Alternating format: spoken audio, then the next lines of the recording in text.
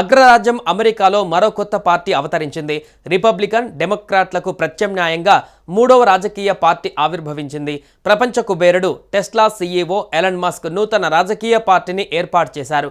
Trump కలల bill అయిన one big beautiful బిల్లును ఆమోదించిన మరుక్షణమే తాను రాజకీయ పార్టీని ఏర్పాటు చేస్తానని మస్క్ ప్రకటించిన విషయం తెలిసిందే. బిగ్ బ్యూటిఫుల్ బిల్లును అమెరికా ఉభయ సభలు ఆమోదించడం, ట్రంప్ ఆ బిల్లు పైన సంతకం చేయడం, అది చట్టం రూపం దాల్చడం జరిగిపోయాయి. దీంతో ది అమెరికా పార్టీని ఏర్పాటు చేస్తున్నట్లు ప్రకటించారు. ఈ ప్రకటనకు ముందు జూలై 4న రెండు పార్టీల వ్యవస్థ నుండి స్వాతంత్రం కావాలా, అమెరికా పార్టీ ఏర్పాటు చేయాలా అంటూ మస్క్ ఓ పోలింగ్ నిర్వహించారు. 1.2 మిలియన్ల మందికి పైగా ఓటు వేసిన ఈ పోలింగ్లో 65.4% మంది అవును అని మద్దతు తెలిపారు.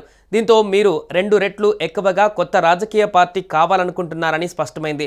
అనవసర ఖర్చులు, అవినీతితో దేశాన్ని దివాలా తీయడంలో డెమోక్రాట్స్, రిపబ్లికన్స్ ఒకటే.